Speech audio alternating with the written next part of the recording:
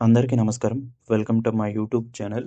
గ్రామీణ ప్రాంతాల్లో నివసిస్తున్న సొంత ఇల్లు లేని వారికి ప్రభుత్వం అదిరిపోయే శుభవార్త అయితే చెప్పిందండి.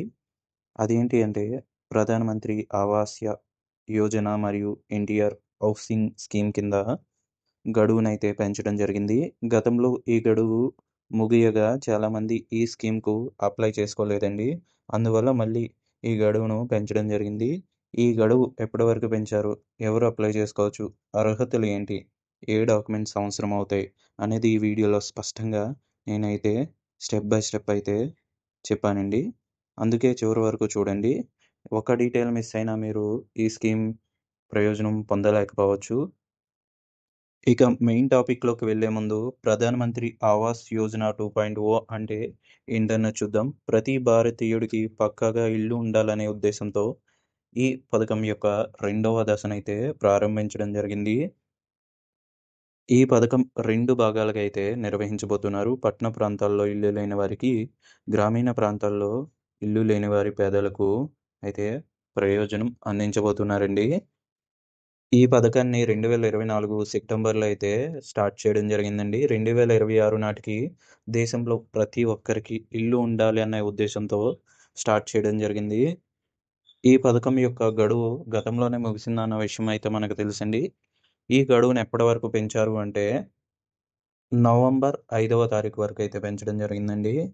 కేంద్ర ప్రభుత్వం అయితే యాక్చువల్‌గా ఈ సర్వే అయితే చేసిందండి. ఎంతమంది అర్హతలు పొందుతున్నారు అని తెలుసుకోవడానికి ఈ సర్వే అయితే చేసిందండి. సో, రీసెంట్‌గా నారా చంద్రబాబు నాయుడు గారు రిక్వెస్ట్ మేరకు గడువునైతే పొడిగించడం జరిగింది.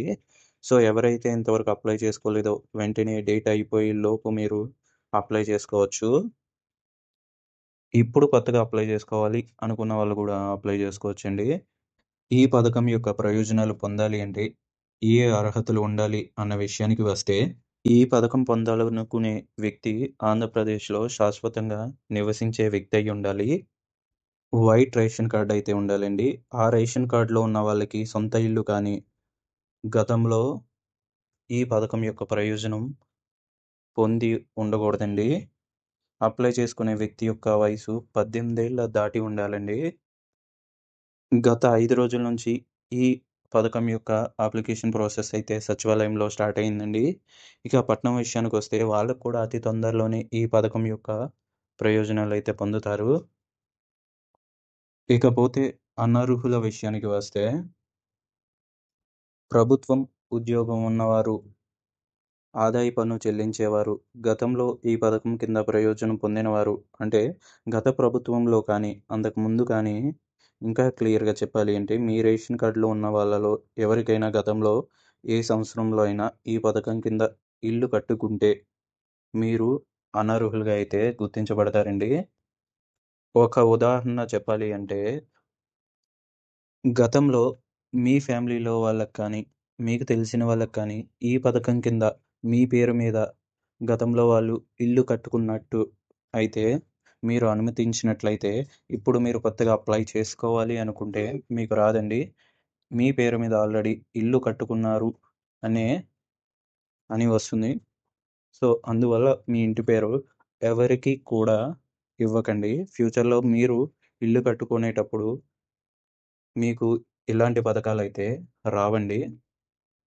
ఇక ఈ పథకం పొందాలనుకున్న వాళ్ళకి ఎంత భూమి ఉండాలి అంటే, ఒక హెక్టర్ అంటే 2.5 ఎకరాల కంటే ఎక్కువ మాగాణి ఉండకూడదు. 5 ఎకరాల కంటే ఎక్కువ మెట్ట భూమి అయితే ఉండకూడదండి. ఈ విధంగా ఉన్నవాళ్ళు ఎవరైనా అప్లై చేసుకుంటే, మీ అప్లికేషన్ అయితే రిజెక్ట్ అవుతుందండి. గతంలో భూమి తీసుకొని ఇల్లు కట్టలేని వారి భూమిని కొత్తగా అప్లై చేసుకున్న వాళ్ళకి ప్రభుత్వం అయితే కేటాయిస్తుందండి. మరి ఈ విధంగా భూమిని కేటాయిస్తే మరి పాత వాళ్ళ సంగతి ఏంటి అంటే, కొత్తగా పెంచిన 2-3 సెంట్ల లోపు అయితే వేరే చోటైతే ఇస్తామని చెప్తున్నారు. అప్లై చేసుకునే వాళ్ళు ఒక విషయం అయితే గుర్తుపెట్టుకోండి. మీకు ఇల్లు స్థలం ఉంది లేదా గతంలో మీరు గవర్నమెంట్ నుంచి ఇల్లు స్థలం పొంది ఉండి మళ్ళీ అప్లై చేస్తే మీకు రిజెక్ట్ అవుతుందండి.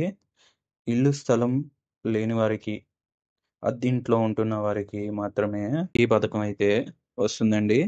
ఇకపోతే అప్లై చేసుకోవడానికి ఏ డాక్యుమెంట్స్ అవసరం అన్నది ఇప్పుడు తెలుసుకుందామండి. నేను డిస్క్రిప్షన్‌లో ఒక అప్లికేషన్ ఫామ్ అయితే ఇస్తాను. దానిని డౌన్‌లోడ్ చేసుకోండి. దాని మీద మీ పూర్తి వివరాలనేవి రాసి సచివాలయంలో ఇవ్వాల్సి ఉంటుంది. దానితో పాటుగా ఏ డాక్యుమెంట్స్ ఇవ్వాలి అంటే, మీ ఆధార్ కార్డ్ జిరాక్స్. మీ ఆధార్ కార్డ్‌కి మీ ఫోన్ నంబర్ లింక్ అయ్యి ఉండాలండి. మీ రేషన్ కార్డ్ జిరాక్స్, ఆదాయ ధృవీకరణ పత్రం, కుల ధృవీకరణ పత్రం, బ్యాంక్ బుక్ జిరాక్స్, మీ పాస్‌పోర్ట్ సైజ్ ఫోటో, మీరు ప్రస్తుతం వాడుతున్న ఫోన్ ఇవ్వాల్సి ఉంటుంది.